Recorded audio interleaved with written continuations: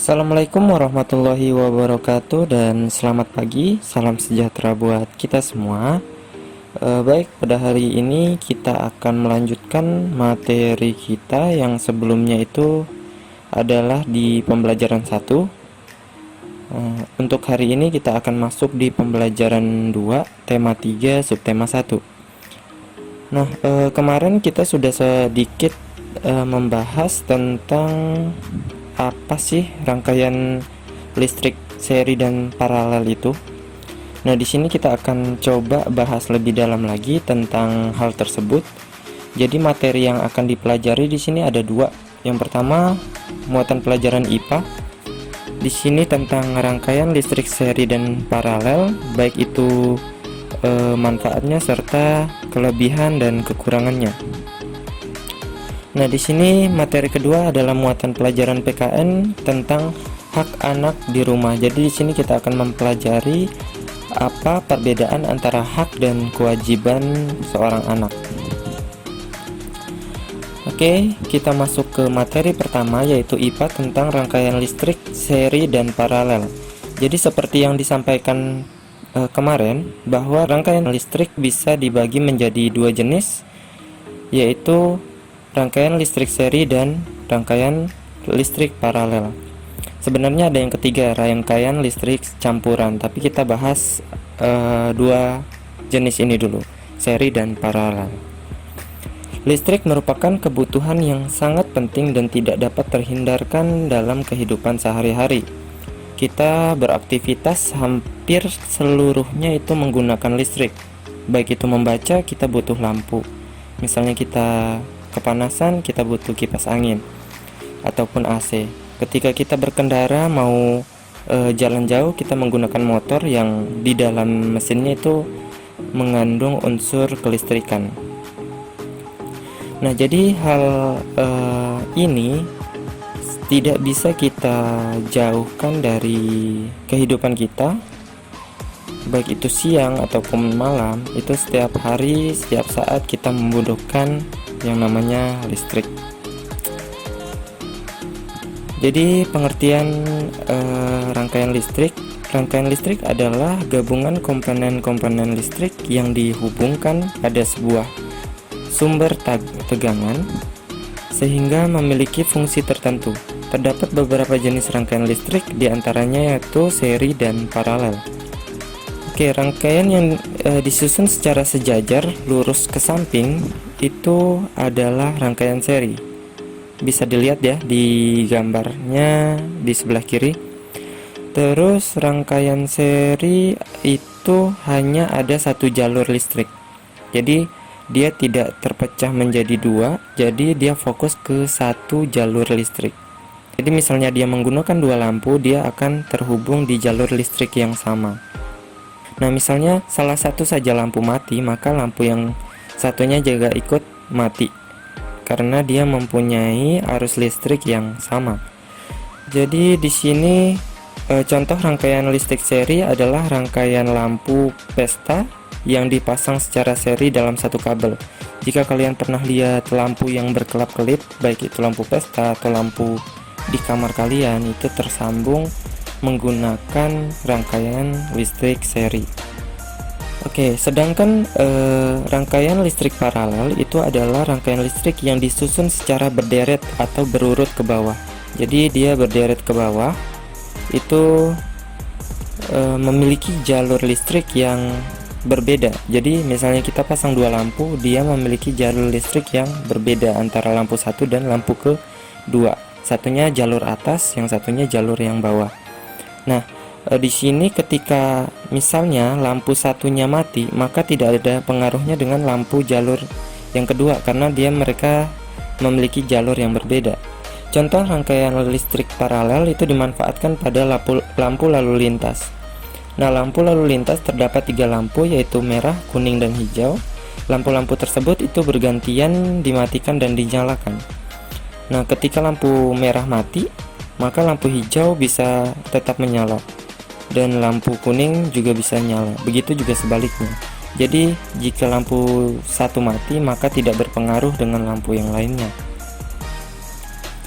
Oke, materi selanjutnya di sini tentang keuntungan rangkaian seri maupun paralel.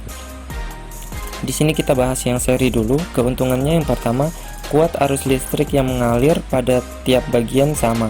Jadi karena dia memiliki arus listrik yang sama, maka lampu yang satu dengan yang lainnya itu mendapatkan energi listrik yang sama.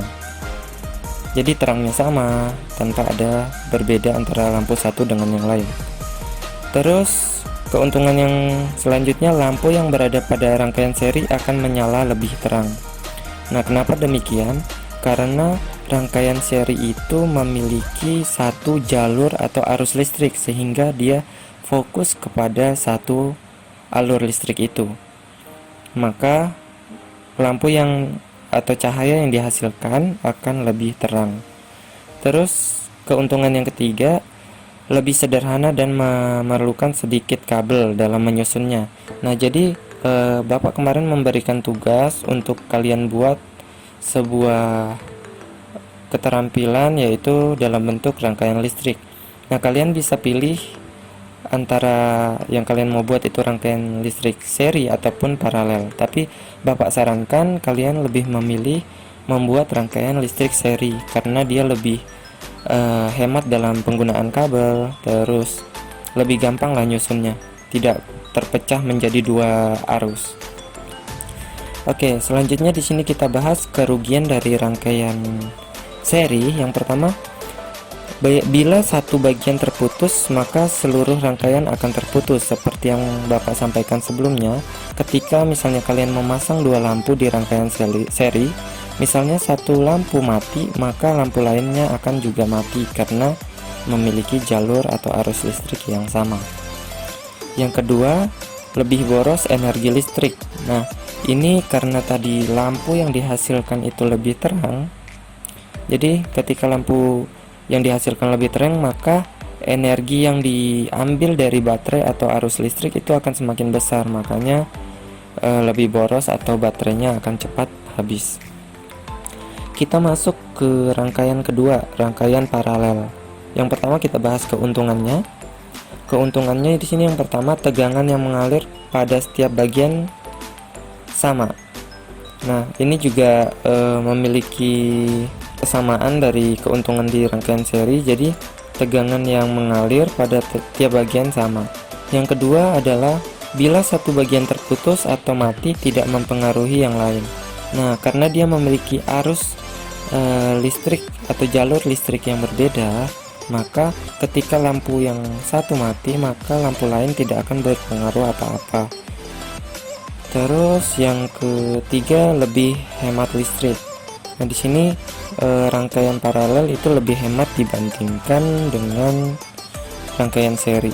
Kerugiannya, yang pertama, memerlukan lebih banyak kabel daripada rangkaian seri. Jadi paralel ini lebih banyak memerlukan kabel karena kita membutuhkan arus atau jalur yang lebih dari satu. Terus lebih rumit pembuatannya. Yang ketiga, lampu akan lebih redup karena arusnya atau energi yang dihasilkan harus dibagi menjadi beberapa arus listrik. Jadi lampu yang diberikan energi itu akan lebih redup. Oke, di sini kita lanjut ke manfaat listrik. Jadi seperti yang kita tahu bersama, listrik sangat bermanfaat untuk kita. Jadi kita langsung contohnya ya. Yang pertama untuk penerangan atau sebagai lampu. Terus yang kedua untuk memasak. Jadi dulu kita hanya fokus atau bisa memasak dengan api. Sekarang dengan adanya arus listrik, memasak pun bisa menggunakan arus listrik, yaitu dengan kompor listrik misalnya.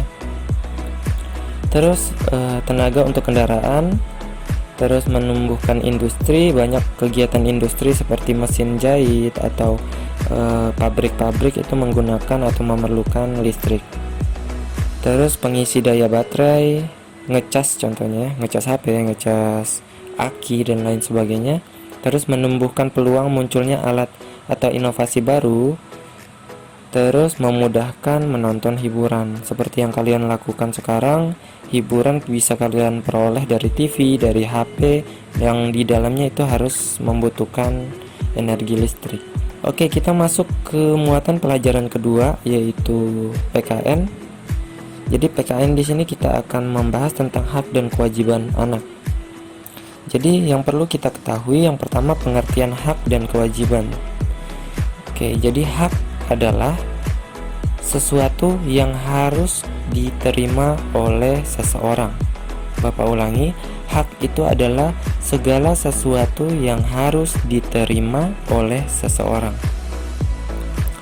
Nah, kebalikannya, sedangkan kewajiban adalah segala sesuatu yang harus dilakukan atau diberikan oleh seseorang.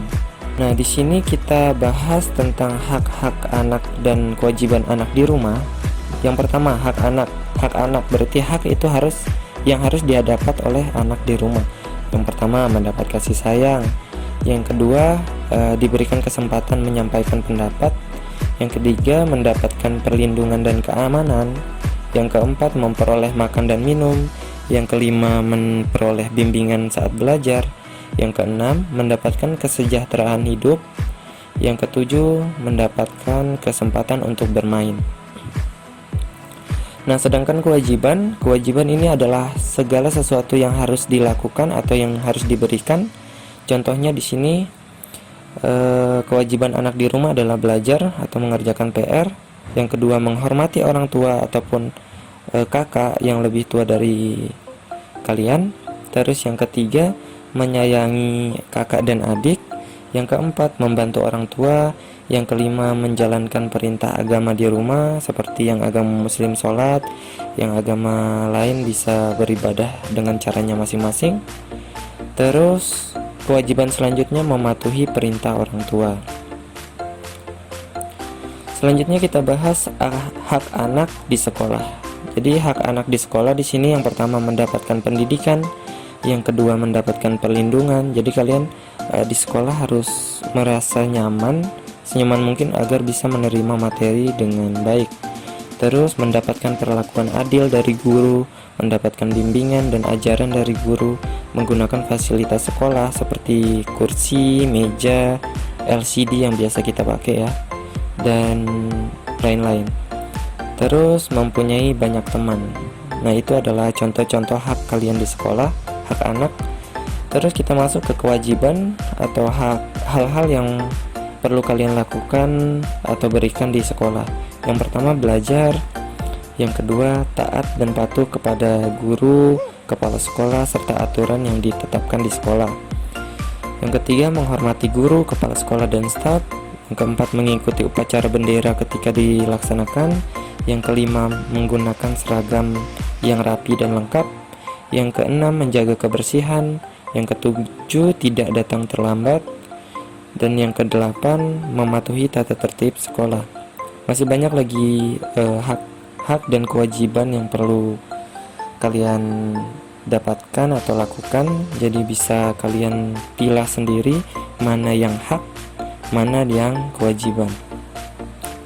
Oke, jadi itu materi untuk hari ini. Jika ada yang ingin ditanyakan, bisa ditanyakan langsung di video ini ataupun melalui grup WhatsApp serta WhatsApp pribadi Bapak. Jadi kurang lebihnya Bapak mohon maaf. Akhir kata, wassalamualaikum warahmatullahi wabarakatuh dan selamat pagi.